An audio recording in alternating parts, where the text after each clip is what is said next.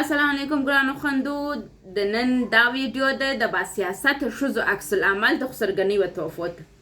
یو موږ باسیاسته ښځه لرو، یو بې سیاسته ښځه لرو. بې سیاسته ښځه یا هغه ښځه چې سیاست نه لري، ته یو توفه ورکړې و دا توفه واخلي. هغه ته څه وایي؟ دا پنسل ورکړې، دا پنسل ورکړې، دا مې نه دی خوښ، دا مې خوښ دی. وی دا سرایی دی، دا سرایی دی، دا موږ اصلا نه استعمالو. دا خو بیا بیخي د کرنو بیخي پخوانی دی، یو دا شان زه نه استعمالو. یو دا څه کوم میکاپ شان جوړه نیولي دي. وی دا څنګه سرایی رنګونه دي، دا زه په سترګو نه وام. یو زما سترګې او دا رنګونه، یو دا مسایل دي چې بې سیاسته ښځه وایي. با سیاسته ښځې ته چې کله توفه ورکوې، با سیاسته ښځه تا ته وایي چې څومره ښایسته، زما ډېر خوښ سو، ډېره مننه چې دا توفه مو ماته راوړل. واقعا زه ډېره خوشحاله شوم. که څه هم ستا دا توفه نه ده خوښه، ته به هغه مقابل نفر ته وایې چې زه ډېر خوشحاله شولم. ګورئ دا خندا څو ډولونه لري. یو د مینې خندا ده، یو د خوشحالۍ خندا ده، یو د رخشن خندا ده، یو د پیغور خندا ده. یعنې خندا څو ډولونه لري. تاسو که چیرې د یو چا د توفې په مقابل کې غلطه خندا کوئ، دا فکر مه کوئ چې مقابل طرف نه پوهېږي. انسانان دا ادراک لري، انسانان دا پوهه لري چې د بل چا خندا کشف کړي چې دا څه رقم یې وخندل. نو کوشش وکړئ چې کله یو څوک تاسو ته توفه درکوي، په وړین تندي، په خندا، په ډېر خوشحالي هغه ځینې قبوله کړئ او ورته وایاست چې ډېره مننه. که دا کار نه کوئ، نو تاسو یو بې سیاسته او بې عقله ښځه یې. هوښیاره ښځه هغه ده چې منونکي خاصیت ولري.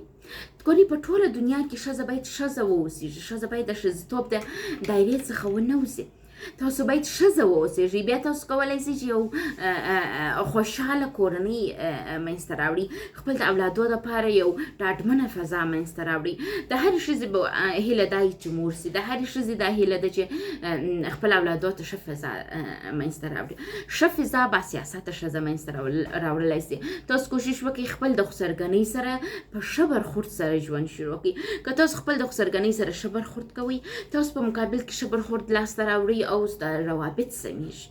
او که تاسو با سیاسته نه یاست، بې سیاسته یاست، عقل مو خام دی او تاسو خپل پر عقل پر پخېدو باندې کار هم نه کوئ، نو تاسو روابط خرابوئ. با سیاسته ښځه هغه ده چې علم ترلاسه کړي. با سیاسته ښځه هغه ده چې روانشناسان واوري. با سیاسته ښځه هغه ده چې سیاست زده کړي، چې په روابطو کې سیاست څه ته وایي، څه رقم کولی شي چې روابط په سیاست سره مخته یوسي. ګورئ موږ ښځې په ټولنه کې د حسد سره مخ کېږو، د یو چا کست راکېږي په هر شي باندې. یو شی رانیسي، د یور دې بد راځي، د اندرور دې بد راځي، د خوښ دې بد راځي. با سیاسته ښځه دا ده چې د حسد او د کینې سره ښه برخورد وکړي. په دې پوهېږي چې هغه د هغوی ستا په دا شانو خوا به دې رښتیا صرف نظر کړه. بله موضوع دا ده، وایي ناخبري. تاسو ځان نه خبروئ په علم. یوه ناخبري بل شی هم ده. ځینې وخت تاسو ته خوښې توفه درکړي.